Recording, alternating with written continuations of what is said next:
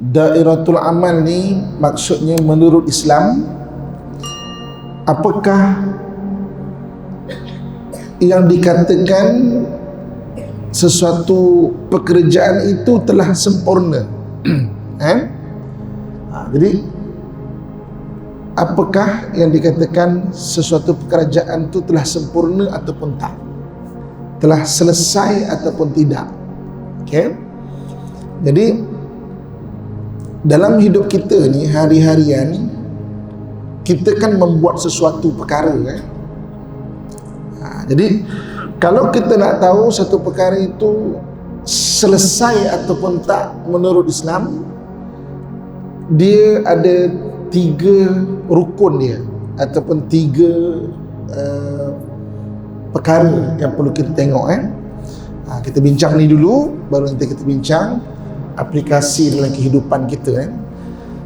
Jadi sesuatu perkara tu, kalau nak dikatakan dia telah sempurna, dia mesti melalui 3 perkara.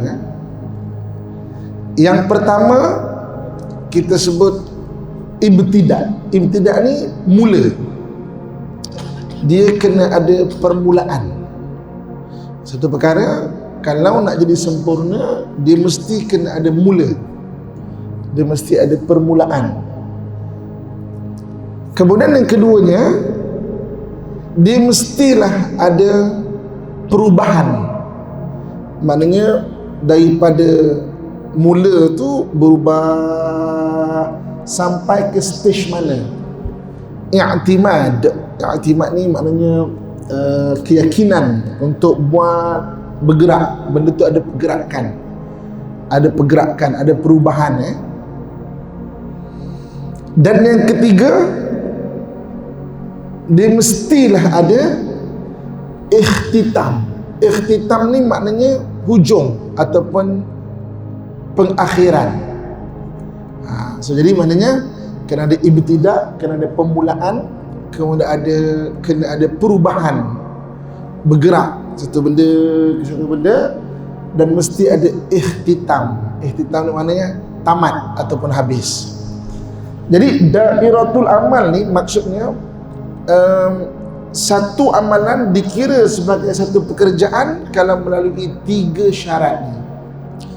Saya bagi contoh tuan-tuan sekalian. Kita alhamdulillah baru selesai solat subuh. Okey. Selesai ke tak solat subuh kita, 3 syarat tadi tu.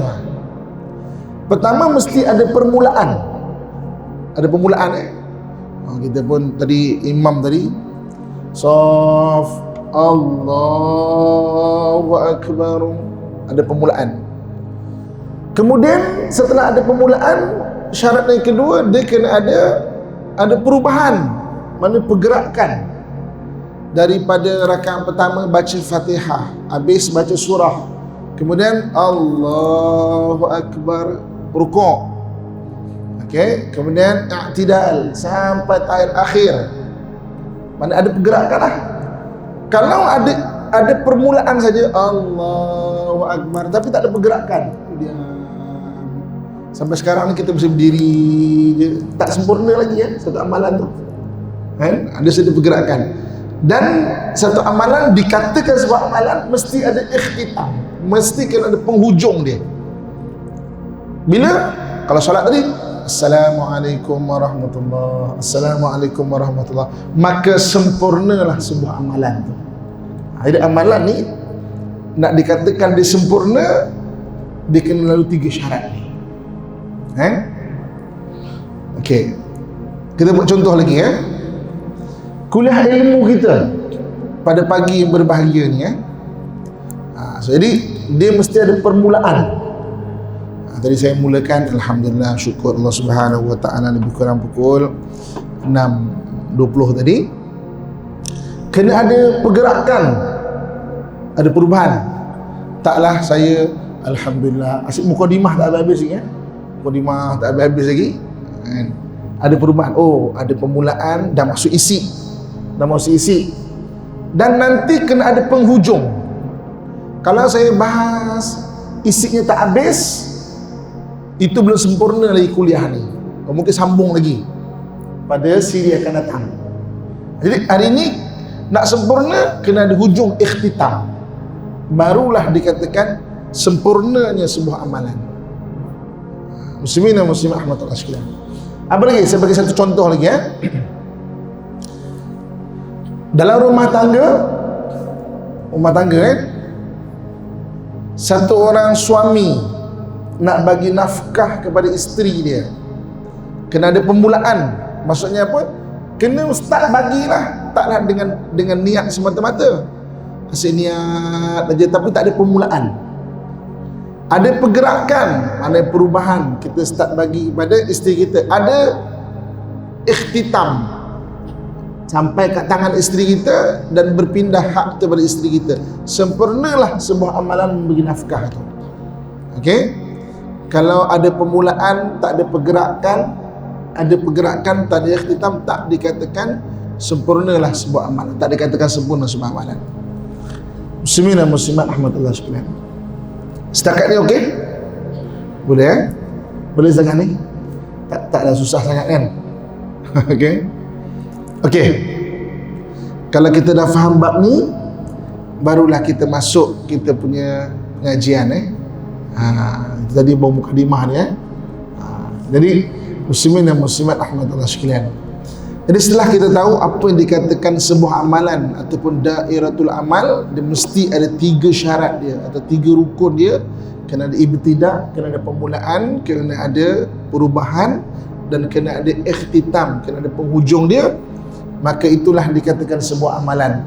Maka dalam kita bicarakan dairatul amal ataupun amalan ini, ada 5 perkara kita kena faham. 5 perkara kita kena faham. Setelah kita tahu 3 ni kena faham dulu 3 ni. Kalau tak faham lagi, tak boleh nak pindah pada 5 perkara ni. Kalau dah faham, maka kita pindah pada 5 perkara ni. Ada 5 perkara yang kita kena faham dalam dairatul amal atau kita membuat sesuatu amalan itu. Yang pertamanya, ada orang dalam dairatul amal ataupun dalam sempurna sebuah amalan, dia tak mula-mula langsung. Tu keadaan pertama, tu pun bab pertama keadaan. Ada orang yang tak mula-mula langsung. Jadi apabila tak mula, taklah dikatakan dia ada amalan. Tak gerak-gerak langsung. Dalam satu bab dalam hadis Nabi SAW, Nabi ini suruh kita berniat. Innamal a'malu binniat, setiap amalan bermula dengan niat. Kita disuruh bermula dengan niat sebab niat akan menggerakkan kita. Jadi ada orang yang tak mula-mula, tak gerak-gerak. Dalam bab ni banyak hadis-hadis Nabi SAW yang Nabi suruh kita orang Islam ni kena bergerak, buat sesuatu, do something. Bukan semata-mata duduk tak bergerak-gerak. Kena buat sesuatu. Dan orang beriman itu cirinya apa? Banyak digandingkan dalam Al-Quran, walladzina amanu wa amilus solihat. Orang yang beriman itu adalah orang yang berbuat amalan kebaikan. Jadi taklah tak bergerak. Kita nampak sesuatu maksiat, satu kemungkaran berlaku. Apa kata Nabi SAW? Sesiapa yang melihat kemungkaran, kena gerak. Falyughayyiru biyadih, gerakkan tangan untuk mencegah dia.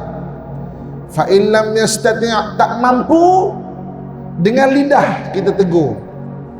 Fa in lam yastati', kalau tak mampu, maka ubahlah dengan hati, doakan. Fazalika adhaful iman, itu serendah-rendah iman. Sebab apa? Jangan langsung tak gerak. Kalau tak gerak, maka tak adalah amalan. Dan apa kata Allah Subhanahu wa taala mengenai umat Muhammad? Umat yang dia ada ibtidah, dia ada bermulakan amalan.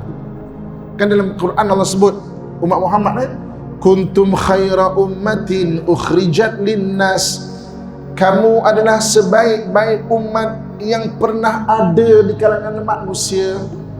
Kenapa kita khairu ummah, sebaik-baik ummah? Sebab kita ta'muruna bil ma'ruf wa tanhauna 'anil munkar wa tu'minuna billah. Kamu itu menyuruh pada kebaikan, mencegah kepada kemungkaran, dan kamu beriman kepada Allah. Ada pergerakan, kan? Ada buat sesuatu, ada benda yang sesuatu yang dibuat. Taklah dia tengok ada orang Islam ada masalah, buat tak tahu, dia tak ada pergerakan langsung.